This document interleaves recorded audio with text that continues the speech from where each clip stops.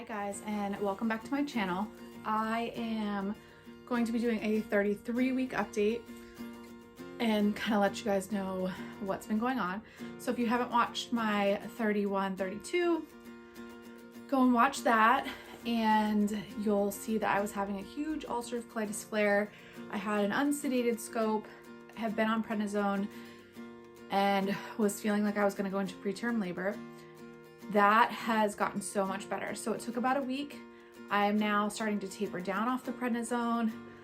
I have an appointment on Friday with my GI to discuss what happens if something starts up again, what we're gonna do after delivery, and all that. But all those symptoms are gone, praise Jesus, and I'm feeling much better. So pregnancy symptom-wise, I am just starting to get a tiny bit swollen in my legs. I had my twins at 33 and 1, and when I'm recording this video, I'm 34. This is the 33-week update, but I have never gotten this far in a pregnancy, and I had terrible left leg swelling with the twins. One of them must have been sitting on a lymph node, and my whole leg swelled. It is not like that. It's just a tiny bit of swelling. So I am back to wearing my compression socks. If you watch some of my other updates, I was wearing them a lot, and it turns out that all the pain and issues with my legs, I think, stemmed from dehydration, because once I got that bag of fluid at the doctor's and I was able to kind of catch up on the hydration, some of the leg discomfort went away, but now I'm back to wearing them. I'm actually working this weekend and next weekend, just on Sunday, and I will definitely be wearing compression then. So I'm wearing compression just to kind of help. My rings still fit. When they don't, I have one of the silicone rings that I wore with the twins, so it's not a big deal. I want to catch it before I can't get them off, but they still fit. So I'm not that swollen, just a tiny, tiny bit. Let's see, so sleeping. So I'm actually still in bed. When I was pregnant with the twins, I was on the couch. I am using the pregnancy pillow. I'm more propping myself up, not so much sleeping on my side anymore, but more just propped up.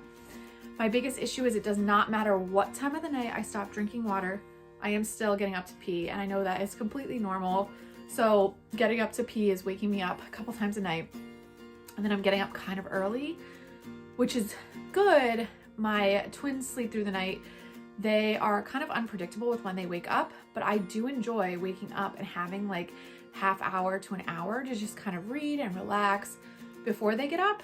I just never know if I'm gonna get that. So I've been waking up early-ish, like in the 5 a.m. range. This morning I didn't wake up till 6 though, so that was pretty good. So yeah, I still have very disruptive sleep because I'm getting up to pee, and I know that is completely normal. The Braxton Hicks that I get are the same. They haven't really increased. I don't get them during the day as much. I get them when I finally decide to sit down and relax at night, and it's still the same hardening around my belly button. Not the whole thing. I know they're not real contractions. They're uncomfortable but not painful, and it's not my whole stomach tightening, and I've had contractions before.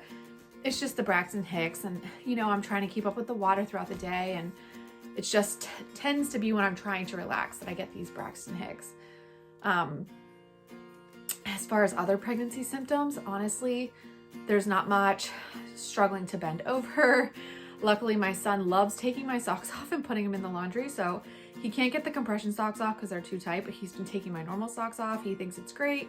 I can still get my shoes on. It's the normal, you can't bend over to pick something off the ground because your stomach's too big. So I'm kind of at that stage. I'm also at the stage where some of my maternity clothes fit great, and those are great to wear to the hospital, and then other ones show my stomach at the bottom, which I can't stand, but I don't want to buy new maternity clothes. So there's that. Especially because I'm a stay-at-home mom and I don't really go places. So I'm just not interested in spending more money on that at this point. Let's see. Symptom-wise, I've never been this pregnant, and I feel pretty confident that I'll make it to next week. Again, when I'm filming this, I'm 34 weeks. My birthday is next week. I'll be 35 and a half weeks, and I'm pretty confident I'll make it that far. My goal was always 36 weeks, and then getting into May would be a great goal. So that's kind of where I'm at. I know there's nothing I can do about it. I'm trying to rest, but I have twin toddlers. I am not finding it as difficult to move. So when I was really sick with the colitis, I would take a chair outside, I would sit in the driveway. I can't do anything awful. And I just thought it was the pregnancy, and that's how it was gonna be. Now that that's cleared up, you know, I'm outside, I'm walking around because I know it's really good for your gestational diabetes. So if you have gestational diabetes and you're worried about your numbers, my numbers are okay. But I still like to eat a little ice cream. I still like to eat a little sweets here and there. And walking really helps lower your numbers. So if you're out like after lunch or after nap and you're just walking with the kids up and down the driveway, it really helps your numbers. So that I've been doing, I've been fine with that. And I've been feeling decent with that as well. I think my biggest symptom right now is like my brain, honestly. So this week, funny brain story. My mother's birthday is May 30th.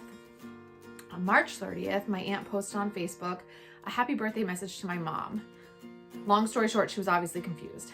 I saw it.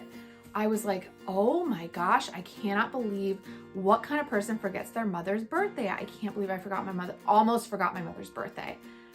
So I sat on the front porch before I texted her, and I'm thinking, oh my gosh, did I miss my dad's birthday? Because his is May 9th. I'm like, did I miss my dad's birthday?